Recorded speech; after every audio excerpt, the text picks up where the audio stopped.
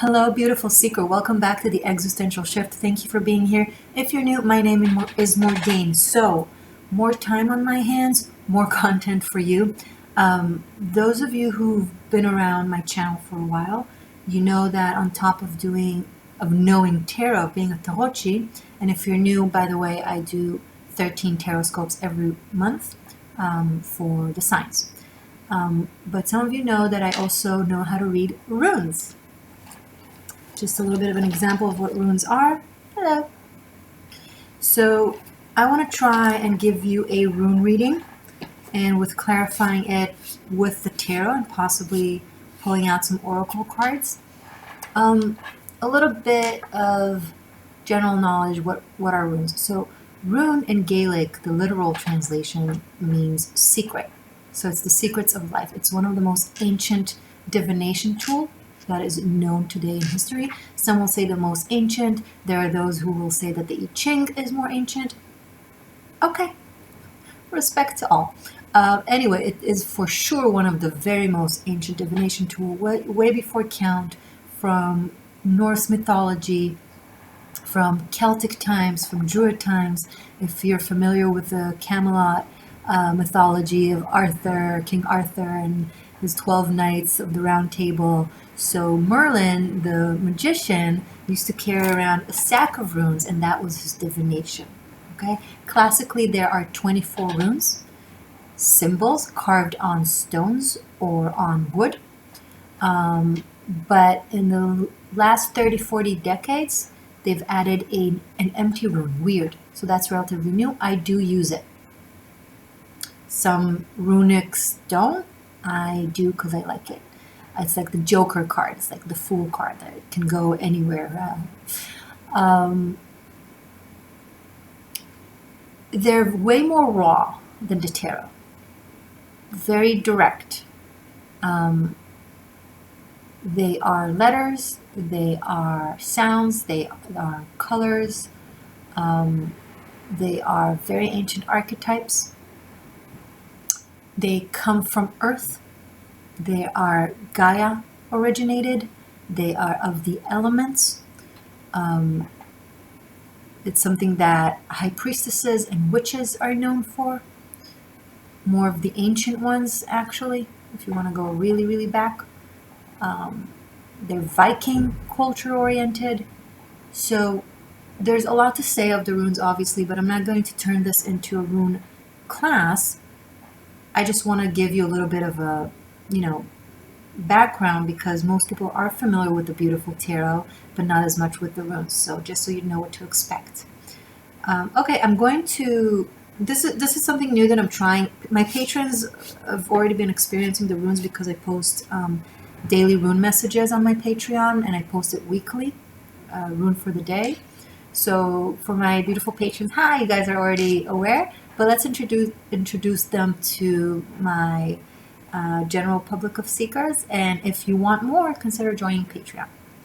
Okay, I'm going to do 3 readings, and if we have time, I'll do 4. I will go by energy. So rather than doing earth, water, fire, or air signs, I'm going to do cardinal, mutable, and fixed. Okay, so those are the 3 groups. It's for intuitively guided. It's timeless. So whenever you're watching this, take it or leave it. And if this won't be too long of a reading, then I might do a 4th spread that is for the collective. If you're asking where does Ophiuchus go in any of them, okay? Because to me, I don't treat Ophiuchus as the technical zodiac sign that it is, although as well, I mostly look at it as the light bearer, serpent bearer into its archetypal, ancient, philosophical, spiritual meaning, as opposed to simply the sign. All right. So just if one of the reading resonates with you and that applies to all the signs, great. If not, not. And if one of you wants to timestamp it, it will be super awesome. Thank you. Okay. Long introduction, but I feel like it was needed. So I'm picking up someone asking, how do I know them or where I learned it from? Wait for the end. I'll talk a little bit about it. Okay, who will we start with? Cardinal, fixed, or mutable signs? Cardinal. Cardinal jumps ahead. Surprising. Cardinals are normally Capricorn, Aries, Libra, and Cancer. Okay, so Capricorn, Aries, Libra, and Cancer, those are cardinal signs. What do my cardinal signs need to know from the runes? Reading for my cardinal signs, please.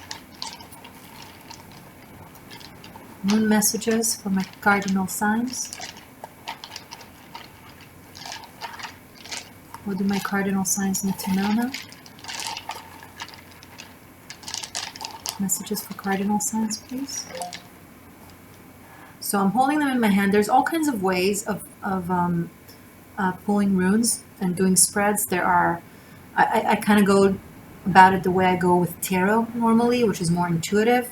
I mean, I can do a spread, but right now I'm kind of freestyle mode. So let's just see what comes out. Okay. Wow. Hold on.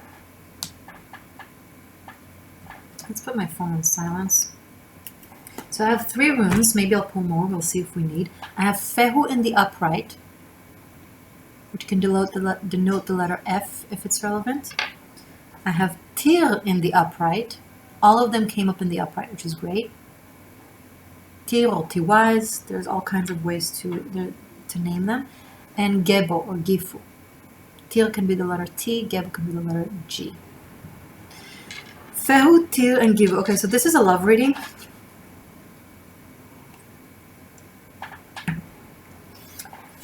The guidance here is for the masculines who are watching, for the men. The woman you're involved with, or if you're the woman, is the Fehu right now. This is a very feminine, cow-like rune. And everybody's like, did you just call me a cow? The symbolic divine feminine, the great mother, the land, the property, the home, the crops, the fertility, the motherly energy. Okay, so this is, did she just call me a cow? I meant it as a compliment. Okay, so this is your very feminine, rooted energy right now that I'm picking up on, where you are, and this is for the women who are watching, who are listening to me. You're very in your place, in your essence, in your truth, and you feel really comfortable with who you are. And you are guided with earthy energy, meaning you know what you want, you know your worth. This is very much rune of worth. You know what you have or don't have, what you need or don't need. You acknowledge it within yourself in a very positive manner. And you're in a place where when it comes to love and relationship, you just want to sit in your with your crown and let him show you. And Tir, right after that, this is the masculines who are watching, the men who are watching, or the man in your life. This is the guidance for them to take initiation and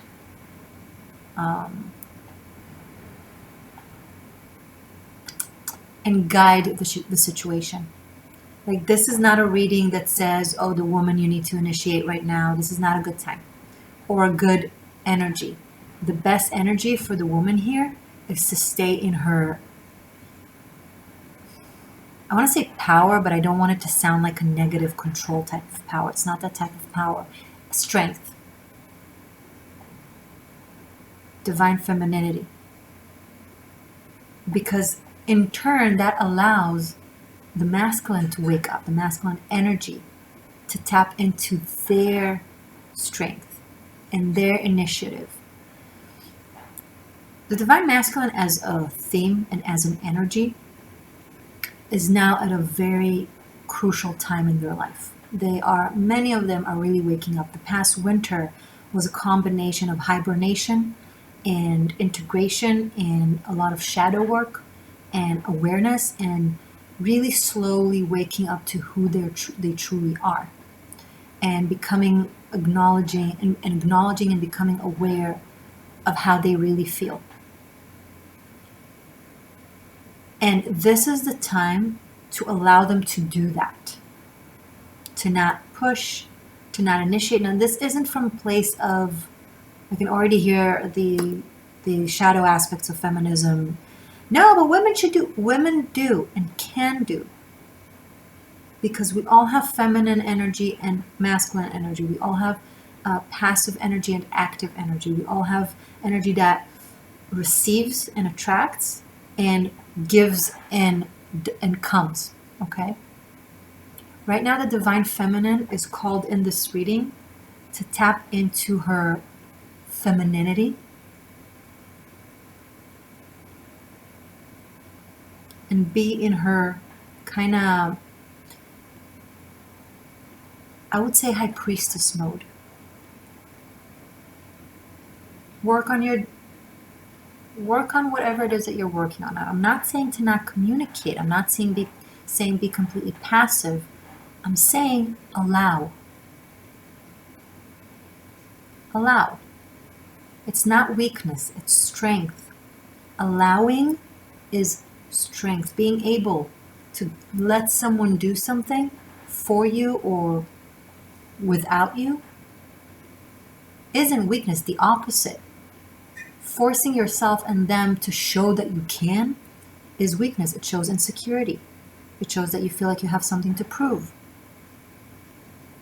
People who have nothing to prove, who are really assured with their own power, don't have that itch or that need to be like, look what I can do. They just know what they can do, and they do it if it's necessary. And if it's not necessary, they know how to just allow.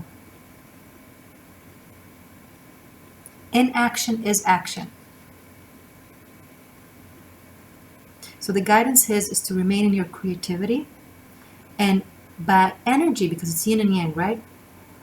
When you're remaining in your energy and you're not pushing or being active, that gives space and room for the other energy to be initiative and active. How many women are like, I wish he would initiate more, I wish he would do more, but you're not giving him room.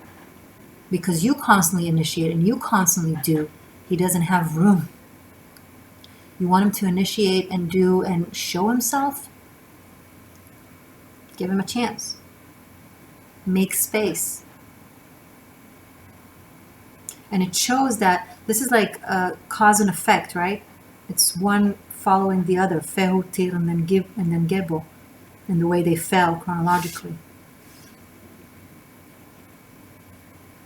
In turn, the man that is in your life, or the men that are watching, are able to be more proactive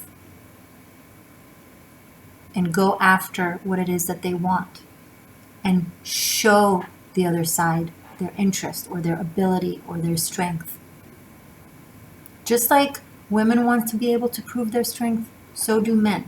But now it's changing from a place of ego type of control and strength to an inner spiritual essence, energy type of strength, where it's giving as opposed to controlling. Allow them. And then what the result is, Gebo. Gebo literally means gift, but it's one of the best runes in the pack of runes. First of all, it has no reversals, right? Fehu and Tir can both be reversed or on their side, but they came up, they literally fell on the table facing up. So,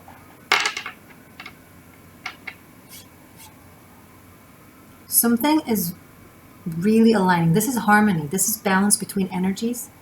This is a connection that is even, that is eye level, that is respectful, that has reciprocity and truth and connection. And that happens when there's enough respect and enough serenity where we allow the other person to be who they need to be.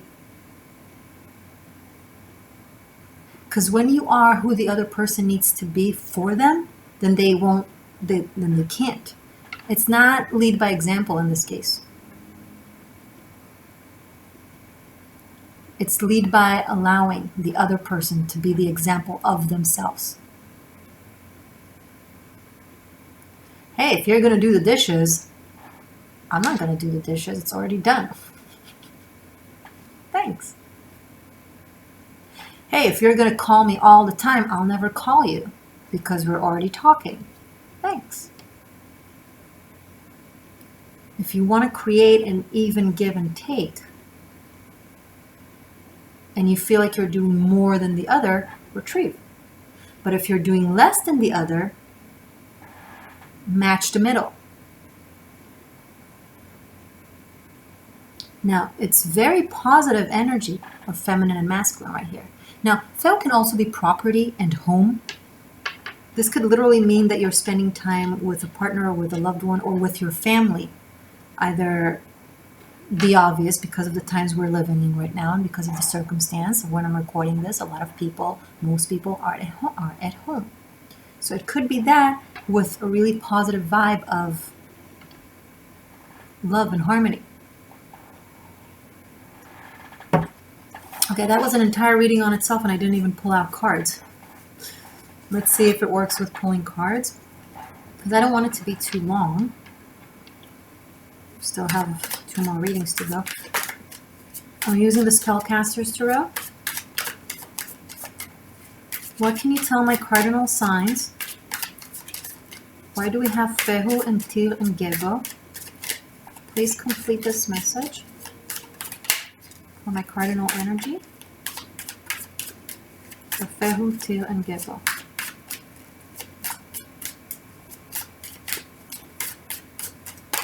Whoa. Wow. This is 8 of Cups in the reverse that fell strongly on Fehu in the upright. It fell like this. So this is 8 of Cups in the upright in the Spellcasters Tarot. I'm going to take a look at this. But it came out in the reverse. Okay. So they want to go one by one because 8 of Cups clearly fell on Fehu in the upright.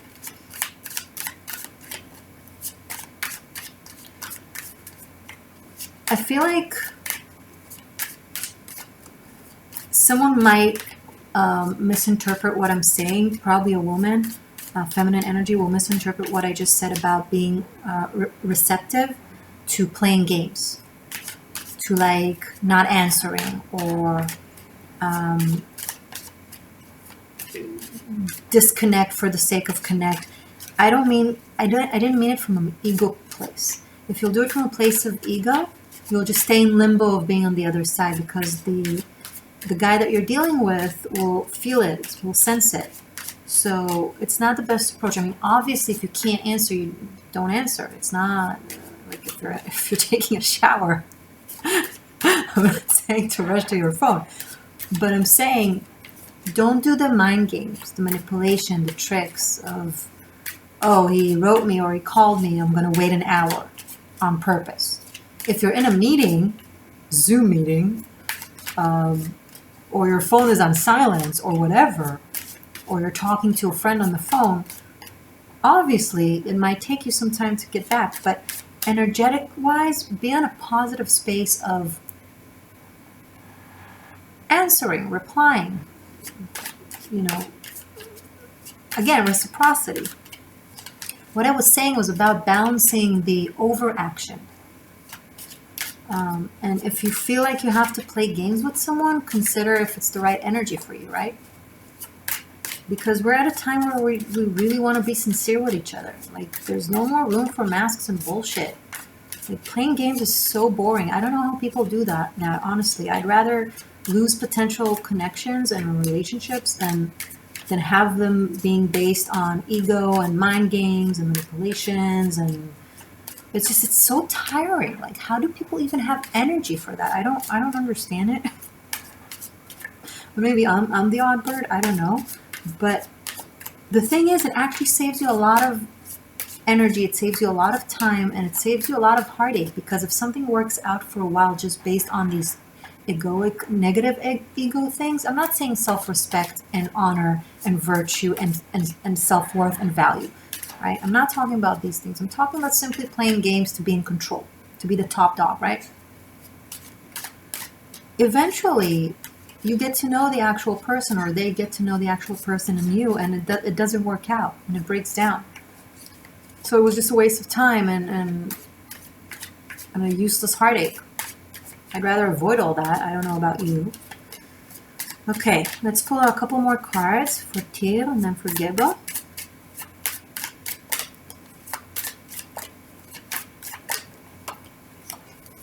Nine of Swords. Okay. This interesting is this reading is interesting and evolving. It's taking an interesting turn.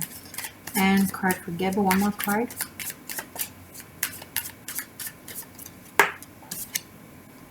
And Page of Cups, wow. So there is escapism here. Someone is really, really, really in their grief and in their pain over something, and they are numbing it with either not addressing it, or some of you even drinking too much. You might be at home and just drinking. And I'm also picking up on someone using their pain to get attention in a way that is taking advantage of the other person, while telling themselves that they're in need because they are in so much pain. Your pain is legitimate and is worth acknowledging and honoring. But once you take your pain and use it to manipulate others, thus causing them pain, you're just maintaining the bad cycle and maintaining the karma. If you did think of a past where someone did that to you, and don't do that to another, right? If this is you, but it could be someone that you're dealing with, of course. March, I'm picking up, has been a very difficult month. There may have been a loss. There is grieving here because of the grave that I see in the Eight of Cups and the Nine of Swords. So it may have been a grieving period for some of you. And that may have been a reason why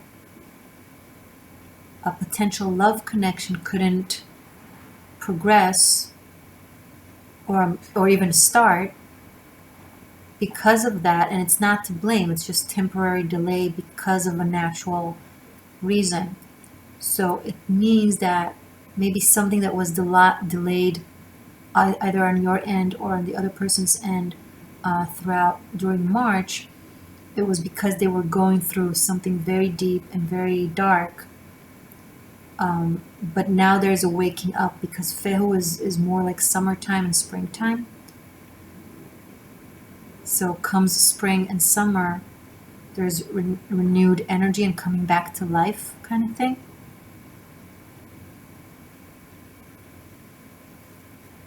Okay, and let's pull on Akashic Records, Tarot, Oracle. They're pretty. Here, if you're curious. Okay. One oracle card, please, for my cardinal signs. Oracle for my cardinals.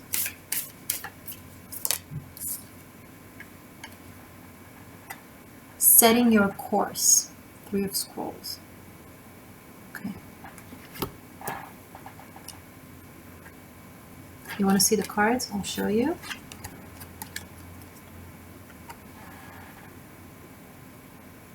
And show you the runes again.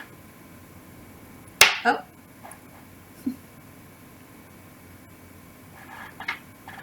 Fehutia and Geba. Another second, okay. It's like I'm hearing you guys, wait. And setting your course. Okay, let's read. Three of Scrolls, setting your course. Okay, very good. There it is if you want to look. The captain of a ship stands on the forward bridge, surveying the horizons through a telescope. Two officers nearby refer to an unrolled chart. A rainbow colors the sky. This is a great time to broaden your horizons in both your personal and business lives. Don't limit yourself to only one direction. Your opportunities are greater than just what you see. When you widen your scope, you'll find your way to limitless options and boundless wealth. This card can also show a potential partnership or affiliation among three people who can be helpful on your path. Travel or relocation may be on the agenda too. So, I actually noticed that in this Page of Cups we have three people, and this Oracle also has three people and it mentions it. So maybe there is a third-party situation that needed to be resolved and processed and still hasn't been processed. And there's new energy comes spring and summer with the heat, meaning like winter time was really deep in that. The third party can be either the obvious, an ex-partner, but the third party can also be whoever is grieving over, right? Whoever the grieving person is grieving over. That was, for obvious reason, taken a lot of space in their heart and in their mind. And oh, it's also like yeah, I'm picking up on mirroring, where both sides had third party, either another person they were involved with, and the other person had someone they're grieving over or very sad over, or a situation that was very difficult for them. And both of them needed to process that. Now, it could be simply for some of you that this is a message to cooperate with two people. But I'm actually picking up on something not as positive, where if there's a cooperation between three people, because of what we're going through, everyone is so in their mind and in their head about everything that is going on and their personal problems and challenges, that it kind of broke down the cooperation. But this shows me that there's a chance to renew it and go about it again when people are feeling better, which seems to be soon. Okay, cardinal signs, thank you for this. Let's move to, let's see, mutable or fixed. Mutable or fixed. Mutable. Okay, so the mutable signs are, and if someone can timestamp this, that would be awesome. Mutable signs are Virgo, Pisces, Sagittarius, and Gemini. Okay, so let's clean this. Message from the runes for my mutable signs, please. What do my mutable signs need to know? Message from the mutable signs from the runes.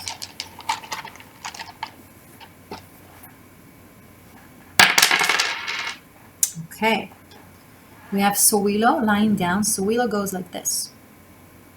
It could be the letter S or the sun, but now it's lying down. We have Turisas in the reverse. This is how Turisas is normally. It symbolizes the hammer of Thor, the Norse god. It's in the reverse.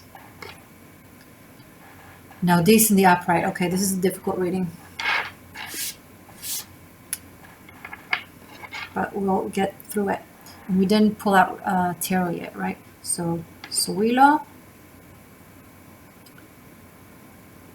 laying down, Turisas in the reverse, and now this in the upright.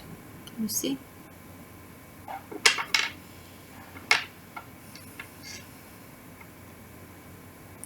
So those of you who are feeling tired and defeated over something, you need to stop. Don't try to fight it.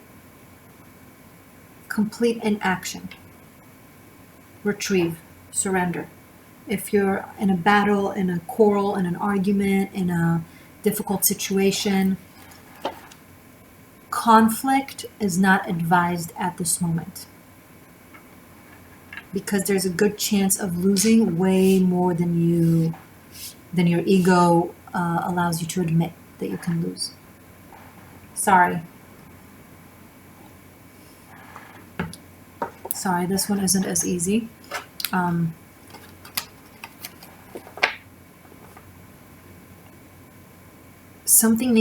There's something that you're fighting for, that you have been fighting for the wrong reasons, from a place of the shadow side of ego, that will not end well if you'll continue insisting. Now, guys, you know if it's yours or not, okay? Be able to be discerning. But for those of you who connect with this, this is not a virtuous fight. This is one of those things where you really need to learn the lesson of choosing your battles. Not everything needs to be fought for or over. And sometimes better be smart than being right. Sorry, my hair is driving me crazy. I have this little thing here. Stop, chill. Better to be smart than being right at this time.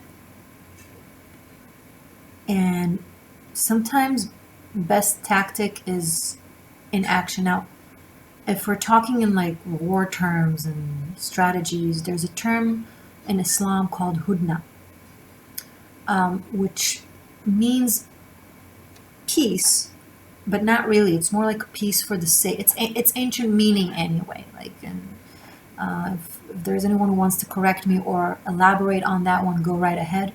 But at least one of its really basic meaning, and I would know, is peace for the sake of strengthening. It's giving the illusion of peace. It's telling your enemy, oh, we're fine, we're cool, we're in a peace treaty, while actually behind the scenes prepping and gearing more weapons and planning more strategies on how to attack when the enemy is not expecting or isn't aware or isn't waiting for it, because you're allegedly at peace. So a lot of people think the term hudna means actual peace. Not really. Not really. I mean, maybe in modern interpretations, but not really. It's like retrieving for the sake of, what's the word? I forget. When you re-weaponize, when you gather more people or more soldiers or more weapons or whatever, strengthening, but not letting your enemy know, letting your enemy think that you're giving peace. So don't take it to the extreme. I'm not saying you're in actual battle. Maybe you are, I don't know. But it's that type of retrieve, at least for now, okay? And make the assessments of whether or not it's a battle worth fighting, because it seems like it's a battle to be lost. So I'm actually not telling you to do a real hudna. I'm telling you to take a true retrieve for the sake of contemplation and asking yourself, why do you actually do it? Why are you insisting on it? Why are you stubborn about this? Someone is pursuing something from a very bad place. I'm also picking up on someone that wants to hurt someone. That's horrible. I'm so sorry. If you are on the receiving end, if you feel like it's someone doing that for you, they won't succeed. They will fail flat. They will fall flat on their face, and they will receive a very difficult lesson in turn. It will be a karma at its best, really returning back at them and bringing them down like that. If it's you planning something, based on what I just said, realize what it could mean for you. So maybe I'm stopping you just in time. I don't know. For those of you who are stuck at home in a violent situation, call the authorities. There are places to reach out to. You don't have to stay there. You should not stay there. It will escalate. So the time is now to do something about it. Not confront them, but go behind their back to the authorities, or leave when they can't see and go stay with a family member. I know in times like this, when we are in quarantine, it's very, very difficult, but you can still contact the authorities and they will help you. So not the time to wait on it. Especially if you're watching me and this is your case, absolutely not the time to wait on it. See, what did I tell you about the runes? Cards, to clarify this message, please, for my mutable signs, for my mutable energies. Okay. Wow, Seven of Swords. This just strengthens what I just said. To be smart, and if there is someone who's being aggressive with you, then be sneaky in dealing with it. Okay. And again, this might be someone literally plotting how to steal something, take something, do something, but then they won't succeed. This is someone that as they're sneaking out, they're going to trip and fall. Or you see how they're looking back, it feels like they're getting caught.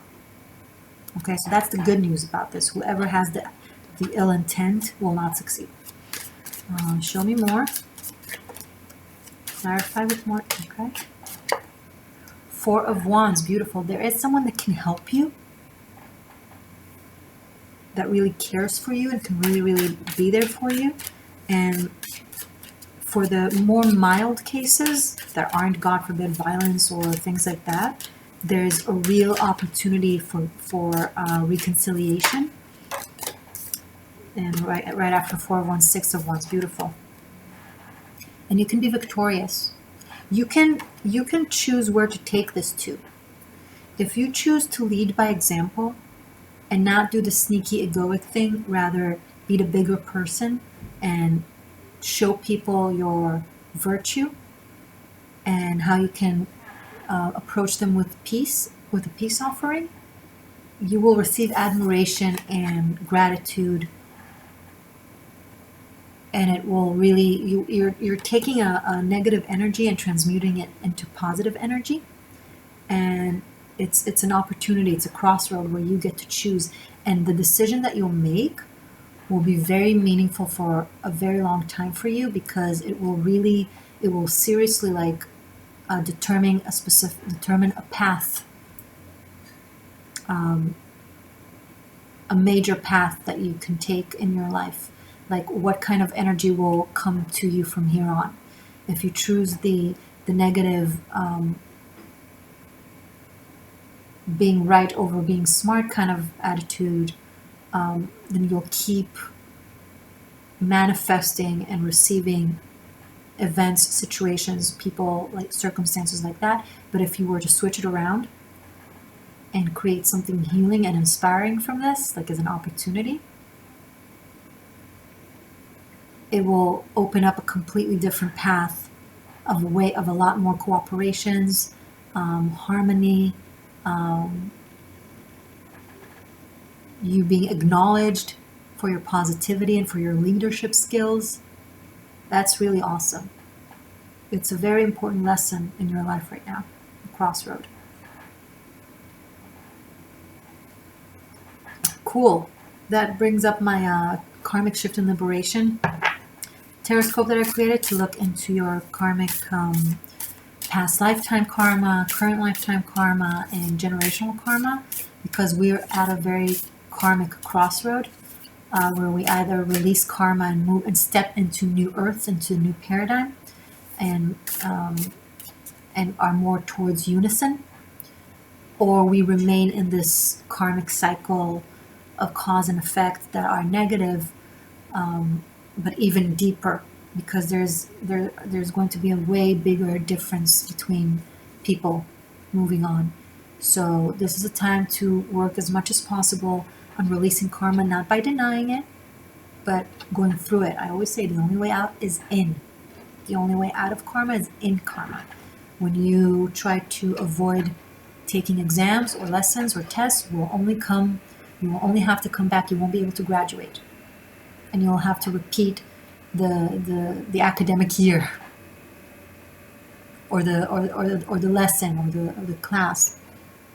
You don't want to do that. You want to learn the lesson and move forward and expand and grow. But you will continue repeating the same cycle until you learn. So running away from it will just be like signing up for college, aka Earth, soul college, and then being like staying at home and not attending classes and not taking tests and be like, I want out of here. Well, you signed up, you already paid tuition. You want to graduate. It's like people want to, in the spiritual community of detachment and bypassing, which isn't actually spiritual, people want to graduate without attending classes. No, I'll just meditate forever about God, and I won't actually participate in this life, for better or worse. I won't process and work through my karmas because I don't want to suffer, and I don't want to feel, and it's too scary, and I just want to all day. Excuse my sarcasm, but that's not true meditation. It's not. Escapism is not true meditation. Meditation is about going in, not escaping the world. And going into yourself is going into your life, because your life is a reflection and a mirror and a manifestation of your inside. You want to work on your inside, you want to do the spiritual work, participate in your life circumstance and in your relationships and in your jobs and in your rent and in your all that 3D stuff. Okay? So this is an opportunity to dive head deep into a karmic or a lesson type of energy, and doing it really, really well in a way that shows that you've learned from the past, and passing the test, and then being like, yay, I did it, as opposed to trying to, avoid it. You can't avoid life. You chose this life. Avoiding it will only have you come back to do it again. Oh, yeah. Okay, Oracle. The Architect. Wow, I love ancient Egypt. It's kind of symbolic because this is Passover. So in Passover, the Egyptians weren't the good guys in the story, right? But if we set that aside for a second, ancient Egypt is one of the most, occultist, magical cultures in history, right? We have the emerald tablets and so many, and the pyramids that the Jews built. Never mind, everything that is built is on the backs of slaves, right? Whether if it's from back then or from today. Nothing new. The world keeps revolving. Anyway, sorry, I took it to a negative place. Let's go back to the beauty of this. The Architect, let's read. One of Keys. So there might be the symbolism of going from slavery to freedom, because that's the symbolism of Passover.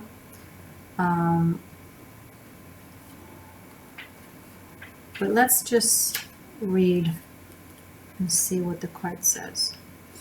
Keys. Sorry, I need to find it here. Keys are the last, of course. Oh, there we go. The Architect. A man and a woman in rich Egyptian dress stand at a table filled with structural drawings and measuring utensils. He is the architect of all they survey, and he points to an unseen building in this expansive project. Throughout the scene, many workers toil on foundations, pylons, and palaces. At a mundane level, you could find yourself involved in a building project or renovating and redecorating your home or workplace. Most important, this card shows that it's time for you to step into a position of power. In order to do that, you must recognize your talents and strengths, as well as your authority to take charge. An opportunity beacons that utilizes your skills perfectly. Feel the command you have over the great scope of the situation and take charge. Special note, whether the card is upright or reversed, look at the adjacent card to which, oh, that's not relevant because it's not coming with other cards. So, okay, so we have here a little bit of a dual message because the rune says in action, right? The runes said don't fight something or don't try to rule over something. And then the oracle says take charge and rule over something. So this is a complete split of two different types of messages for my mutable energies that are resonating with this. One of which is you came to this crossroad without learning the lesson, after repeating the same cycle over and over again and taking the route of ego and not being wise. In that case, you need to allow your wisdom to take hold and lead yourself by, thinking ahead what it is that you want for your future. Thus deciding, is this battle worth fighting? Okay. And then there's the other aspect of someone trying to oppose you or doing something to you. Okay. The first option was you're the oppressor. The second option is someone who's trying to oppress you. And your lesson is to rise up and show your leadership and show your strength. Okay, so it's very different messages and it depends on you and your situation. You know better than I do what your life circumstances are. Okay? All right. Oh my God, this is getting long. Oh well, we have one more reading. So, let's do now, we have fixed signs. The fixed signs are Taurus, Scorpio, Leo, and Aquarius. So let's take a sip from my coffee. Messages from the runes for my fixed energy seekers. Messages from the runes for the fixed signs. If you guys really like this and this, this works for you and there's a lot of subscriptions due to this video and there's a lot of likes and comments and shares, this is not for my ego. The algorithm tells me if something works or not. So if you guys really, really like it, if this video works, then maybe I'll consider dividing it to separate videos, either by the element or by the energy. We'll see. Not promising anything because it's something that I just wanted to do now that I have more time on my hands, but maybe it will turn into something regular. That depends on what happens. Okay, sorry, fixed. Messages from the runes for my fixed signs. Taurus, Leo, Scorpio, and Aquarius. Again, Ophiuchus could be possibly in any one of those 3 readings, or just one of those, or in none, because these are still general readings, so place yourself. Wow, we have repetition. Ooh. So we have Fehu that we had for the mutables, but it's lying down. Remember, that's how it was in the upright, but now it's lying down. Okay. And we have Sowilo again that we had for the cardinals, also lying down, when normally it's like this. And Manaz in the upright. So Fehu could be the letter F, Sowilo can be the letter S, Manaz can be the letter M, and inside of it there's the Gaz, which is another rune, so it could be the letter D. Those letters do not have to apply. It can, but it doesn't have to. Whoa. Fixed signs. You have a role in somewhat balancing between the energies that we've just looked into of the mutable signs and of the cardinal signs and the mutable signs. Right? We had this for the cardinal signs. We had this for the mutable signs. And the one rune that is new for you guys, for the fixed signs, is Manaz in the upright, like really standing proud. And it's the rune of humanity and of unity and of leadership. So, somehow you're either being a mediator, a mitigator, some sort of diplomacy between different energies around you. You might be doing a lot of work of transmutation, of integration between, different forces, positive and negative, dark and light. It's chemistry, right? Because we have here the earth, and we have here fire, the sun. And earth and fire is different energies, and manaz is again this working together kind of thing, as a community, as a whole. So again, I already said a mitigation, transmutation, creating something new that is bigger than its pieces. You're really taking it's like someone who has like very little in their fridge, and they manage to create like a chef meal, because they know how to work with what they have and create something beautiful out of it. It's being very, very creative. It's like, taking pieces of wood that people throw out and making a beautiful creative table out of them, right?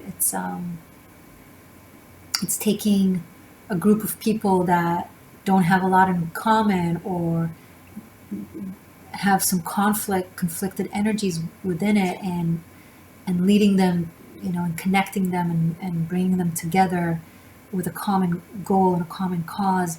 And this is very much what we're going through right now as a collective. So I think this will connect also to the collective reading that I won't make it to doing, because I don't want this reading to be too long.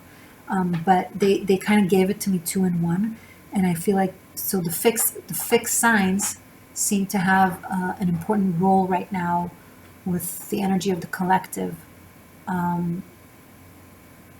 Maybe some of you are those who have to stay at home, and that's the way you contribute to the collective effort, by not putting others in jeopardy. And some of you are out there in the front line as the essential workers or the first responders. Maybe you are mitigating between different organizations or people in order to have them work together. That's the role that I did when I was in the military. For example, I served in the IDF, and I was a field operational sergeant, and I would just pick up all the information that was going on from everything that was happening in real time, and connecting the dots. And never mind. So why did I go into it? I'm sorry. Probably shouldn't be talking about it. But something like that, where you have a significant role in unifying people and making something work, and steady. Some of you have been undergoing a very challenging time, where you were at a constant, like, right on the edge, right at the tip of a loss. Maybe you're financially struggling. Maybe you're struggling to hold a fortress, or to, pay the bills, or rent, or feed your family, or whatever it is. And it's a battle that you're putting all your energy into, and it's very difficult, but you are going to succeed with cooperation. And the message is to not try to do it alone, with having people do it together. Also, something really great that is coming up. Some of you are going to be receiving a wonderful, loving surprise from an organization that you're a part of, that will support you in a way. So if you're going through a difficult time, there might be, maybe it's scholarship, maybe it's a donation, maybe you applied for some sort of an assistance from a group, or from an affiliation, or anything like that. Or maybe you didn't even apply, and it's going to surprise you somehow. But it's just going to, like, bring you from really being on the edge and really struggling to stay afloat, to feeling strong and grounded again. Maybe you applied for a loan and you're going to receive it. Even more than a loan, I'm picking up on like a gift even. Although for some of you it can be a loan, but there's a support system that puts you on your feet, that helps you. And the message is to accept the help. Wow, this is really cool. Show me tarot for this messages with Fehu, Sowilo, and Manaz. And my fixed 5 of Wands. Yeah, this is the lack of cooperation that I was picking up on between individuals. Nice. So this is just confirmation. Some of you are acting smart. You're like letting it play out, letting people kind of learn from their own mistakes, because you're seeing them doing something that isn't helpful, and you know that by telling them it's not going to work, you need to let them like experience the failure or the blow, and then only when they understand, then you can come with the solution, because then they will listen. So that's kind of smart. Two of Cups. There might be love coming from this somehow as well, suddenly picking up as well. It's like, this has been a very like general message, and now it's like romantic. So maybe you have something to do with the Cardinal signs energy. Some of you that might be relevant, like the first reading that I gave that was so loving and sweet.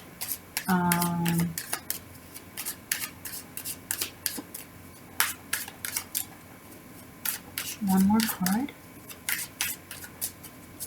One more card for this reading for my fixed signs. One more tarot. All right. One more tarot for my fixed signs. Okay. And 10 of Wands. So basically it's just what I described. They're not really adding much. 5 of Wands, 2 of Cups, 10 of Wands. This is like, don't try to take upon yourself the load of everyone if you're seeing them messing up. The guidance is to have people work together and progress do it themselves. Like, don't give them a fish, teach them how to fish, kind of thing. Maybe work with one person at a time if this is relevant to you. Or someone might be doing that for you, right? But taking on everyone's load just to kind of fix the conflict or to fix the mess or to fix the situation is going to make everything fall and trip. Don't do it. Remember what I said from the runes. It's amazing. They're just repeating it.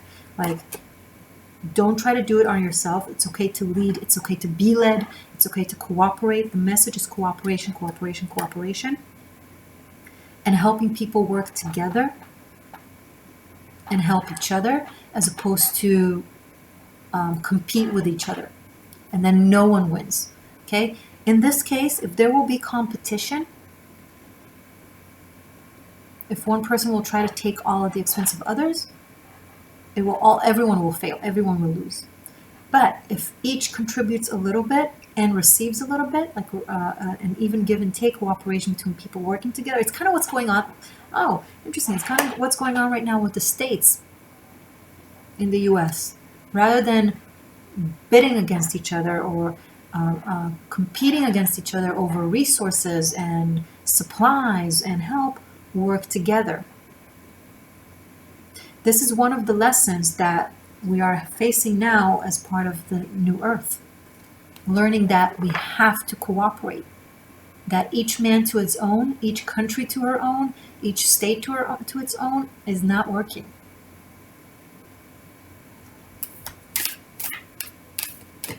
That a public, communal, humanely oriented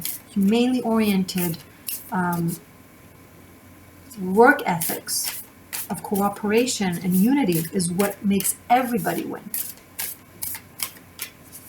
That's beautiful. So fixed signs, some of you have a meaningful role in that. It could be in a metonymy, right? What I just said could apply to the collective, of course, but it can apply to your personal life. Maybe it's with your family, maybe if it's with your co-workers, maybe it's in your relationship, maybe it's in your neighborhood. If you teach, maybe it's in your school, you know? So bringing people together is what helps everyone get through this. And if you're watching it at a different time, like post-COVID, then take it as it resonates to whatever time frame you're in. Oracle for my fixed signs, please. My fixed energy. Okay. Wow. I love the serendipity. Oh my God. 8 of Roses, community. I mean, can it be more perfect? Sangha. Interesting. That is so awesome. I can't even like, I mean, if this is not synchronicity at its best, I don't even know. Beautiful. Oh my God, this, I'm so excited from this. Awesome. Sorry, I feel giddy. Okay, I feel giddy. Eight of Roses. Sangha community. I'm going to try and hold it for you guys so you can see. Sorry I didn't do it for the cardinal signs. I just didn't think of it. Inside a room, people are seated around a table, conversing with interest and energy. Can you see this way better? Okay. There are many icons from different groups and societies. A caduceus, a sunflower, a Tibetan bell, an Egyptian scarab, a dream catcher, and a Star of David are just a few. Amazing. There's like ethnicities and religions and different cultures. Like oh, this is gorgeous. Sorry, this is so amazing how it just aligns with the message. This card indicates that it's time to join or rejoin your group, your ashram, your tribe, or your sangha. Whatever you call it, it is a community that connects you with others of like-minded purpose and activity. There are many communities in each person's life, and still more that return from past lives. For instance, you have your family, friends, and work associates, but you also have the people with whom you share many creative, cultural, or spiritual purposes. New friends can also be coming your way at this time. Be open to these new connections. You will not only find help with current directives, but you may also reawaken past life relationships, talents, and disciplines. It's time for a happy sharing of your discoveries. I can't even, like, this is so cool. Sorry.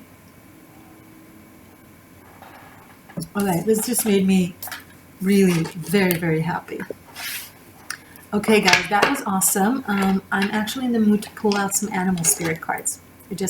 They're here on the table. I wasn't sure. I'm not doing the collective one because I feel like it really connected with the fixed energy reading. So that's great. Good job, fixed signs. You're doing something that really helps the collective and is a part of it in a very leading way. So that's awesome. All my seekers, all the collective, what else can I tell my seekers? Oh, fish. It's water. And you see there's a waning moon right now, and we're at a waning moon as I'm recording this. We just had the full moon in Libra, and it's now waning, and the next moon phase will be the new moon in Taurus. So this is kind of in between moon-like energy that is retrieving. Message for all my seekers for the collective from the animal spirit, please. So basically this is your fourth reading. I guess I'm doing it anyway, only in a different way. Okay, collective, here from the animal spirit. I'm so funny. Oh, lizard. That's fire. One more. Oh, this is such a dreaming energy. Very metaphysical, very shamanic, very surrealistic, esoteric, dream space. The fourth dimension. Oh my God, we're going to have a talk. Shit, this is going to go longer. I'm enjoying this. Oh my God. No, I can't. Wow. Snake and whale. So this is more water energy and this is earth energy. So we have fire, earth, and water. We don't have air energy. That's actually good. As we move, when we move from this air lesson, when I say air, think of it that way. We had fire, the fires in the Amazons and in Australia. Now we have airborne virus.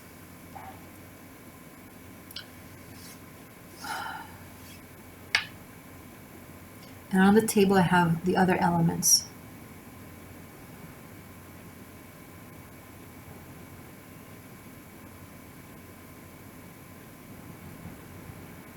Okay.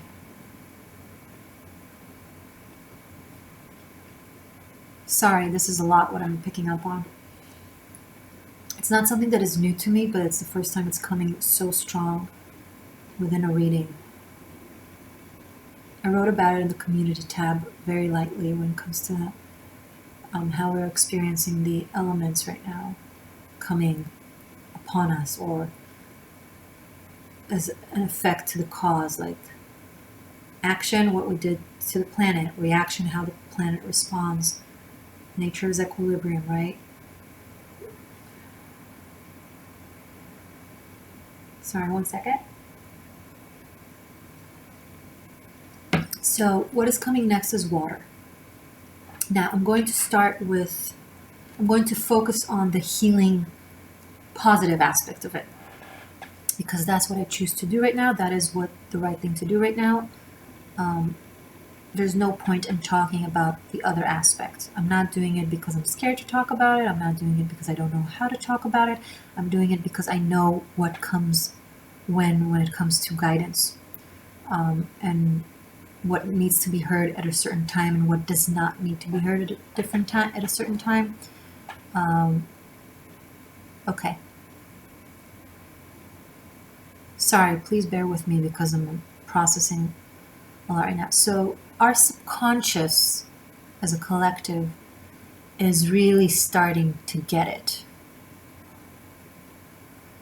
Like, a lot of people may not have caught up with what all of this means energetically and spiritually, this shift that we're undergoing. Many have, of course, especially if you're watching, you're likely to be one of those. But many haven't consciously, but everyone almost subconscious is already getting it, where even people who don't necessarily acknowledge it or understand what they feel are starting to feel the pressure of, okay, something is going on here. There's a reason. It's a lot, too much at once. Within 3 months, we've had all these crazy things happening, and there's been such major conversation about global warming and climate change and climate crisis and the point of no return, and a lot of talk of the sixth extinction and so on and so on. And after a year of being so into that conversation and very little that was done, so little was done, we're getting these disasters. And as we are all retrieving to our rooms, Mother Nature is like, go to your room. Earth is waking up, right? The human experience and the nature experience are completely different experiences right now. The animal kingdom is coming back to life, is breathing again. Ironically, morbidly, as we are having trouble in breathing, and we are having a lot of challenges with breathing, because that's where it hits us most, right? Our lungs. And interestingly enough, we just had the lungs of the earth burned down, the rainforests and the Amazons. Now our lungs are getting hit. But as we are having challenge with that, the animal kingdom and the planet is now actually coming back to breathing.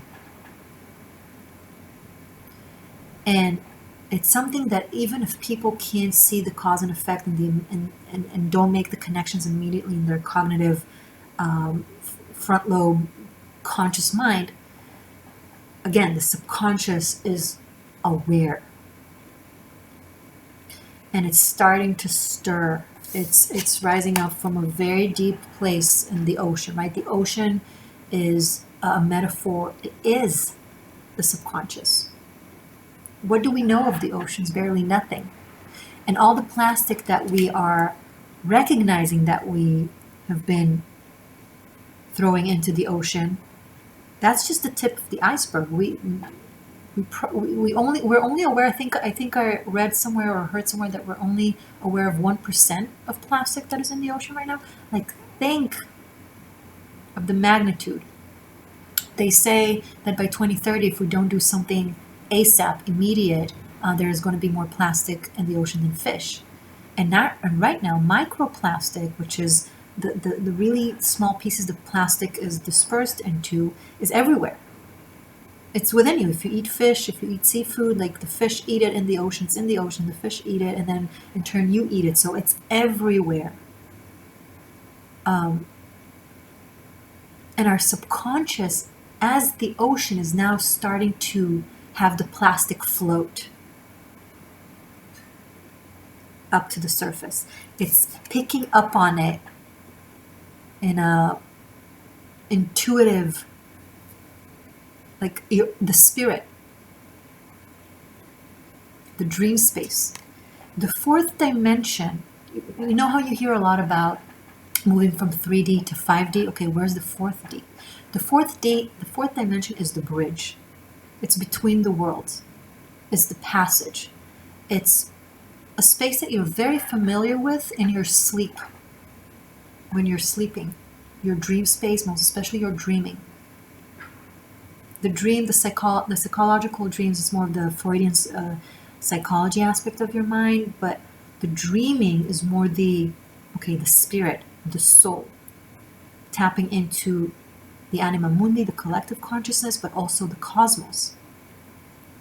Because your mind is a metonymy of the cosmos. It's insanely deep, just like the ocean.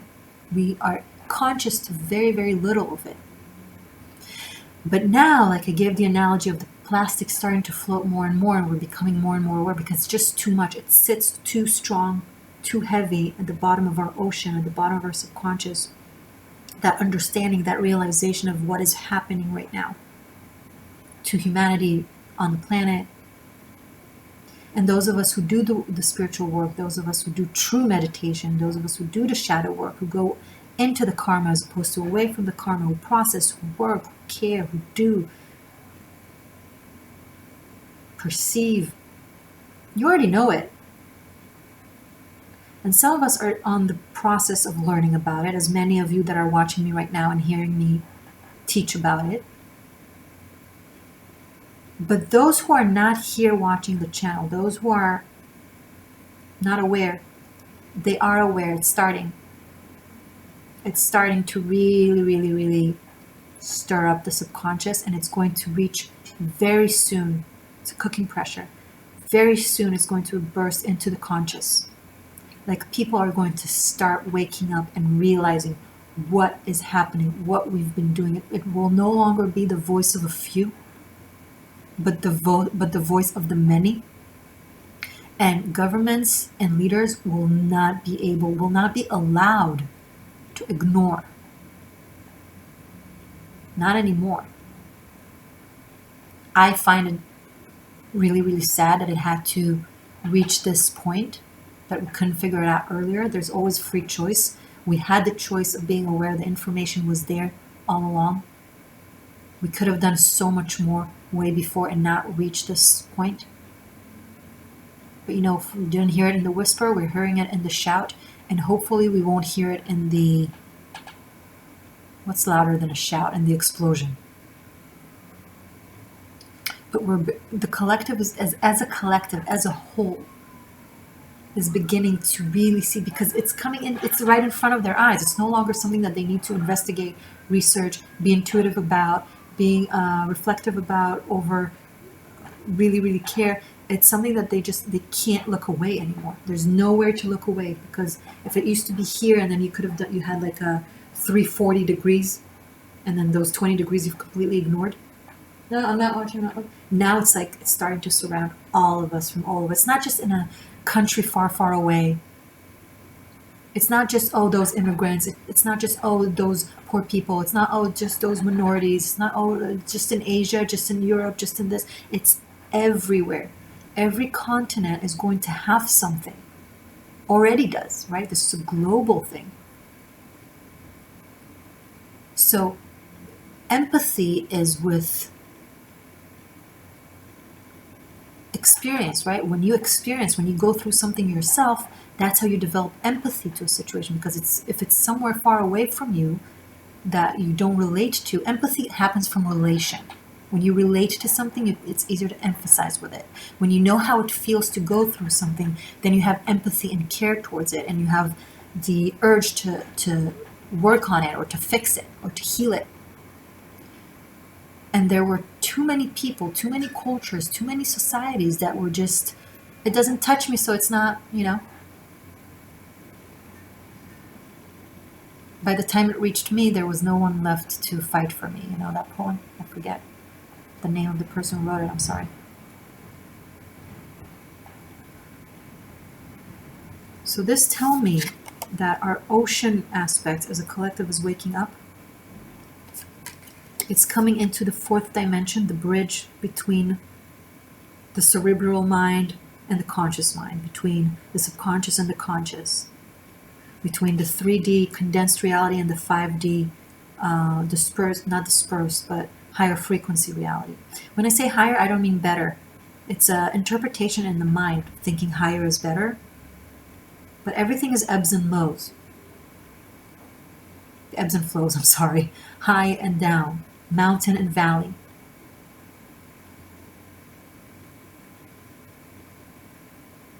It's not better or worse. It's just a different sphere of existence that we're going into. That is less of separation. And that type of separation was not punishment. It was a school. It is a school that allows us to experience different things from a subjective perspective, of a subjective experience as a subjective human with a subjective affiliation, color, race, gender, religion, mindset, geography, culture, citizenship, and so on and so on. That's how God learns. But we've went through so many karmic cycles, so many lifetimes. We've learned so much, each and every one of us. And a lot of people are starting to finally, from the experience of many subjective realities, from understanding that the number of truths is the number of sets of eyes. I wrote it sometime somewhere, I don't remember when. Number of truth is a number of sets of eyes.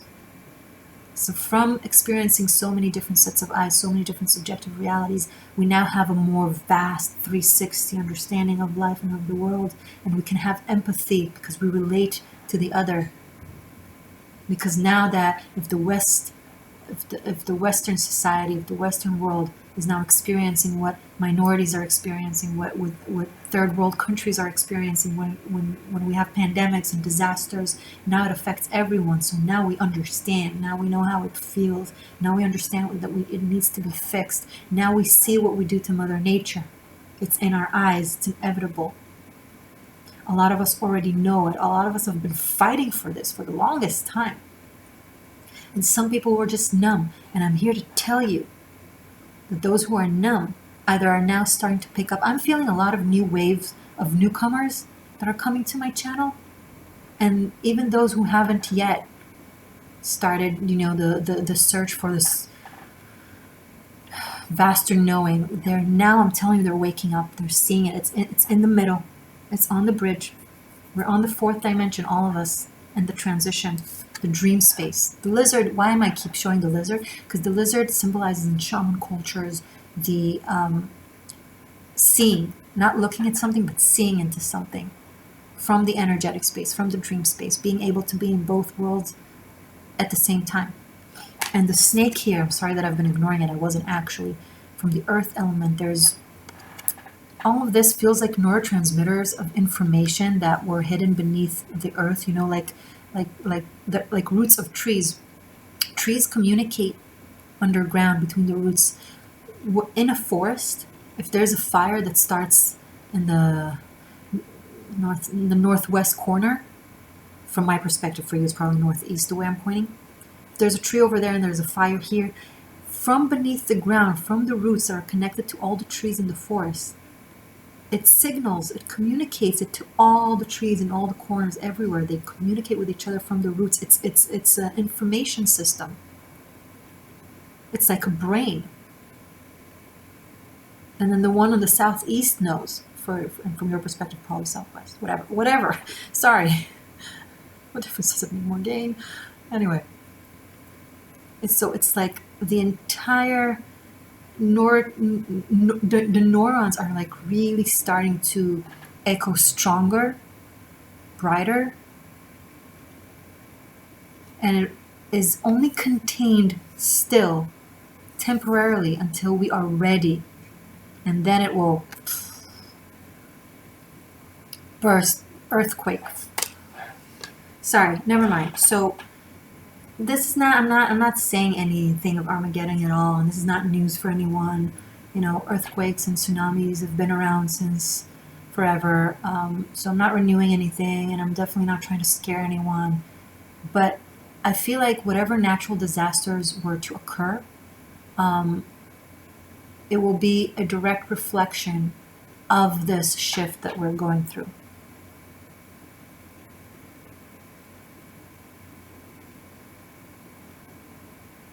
I'll leave it at that.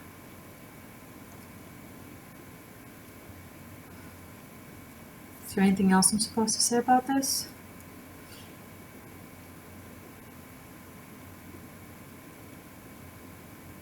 This is not a time to be complacent. At every single opportunity that you have, if you know, speak. Post on social media, talk to your friends, stir up the conversation. I'm not saying from a controlling place, it's not going to work. Stir up the conversation, right? The messages that we received for the fixed signs. I understand why for so long you've been avoiding talking about these things, because it's very hard to feel like people are looking at you like you're an alien. Well, now being an alien is a compliment. It's a different world now. It's cool. And also there's just no time for that.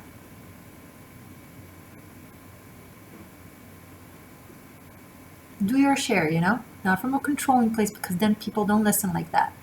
From a conversation. From a loving place that understands why they didn't want to look at it so far. It's fear.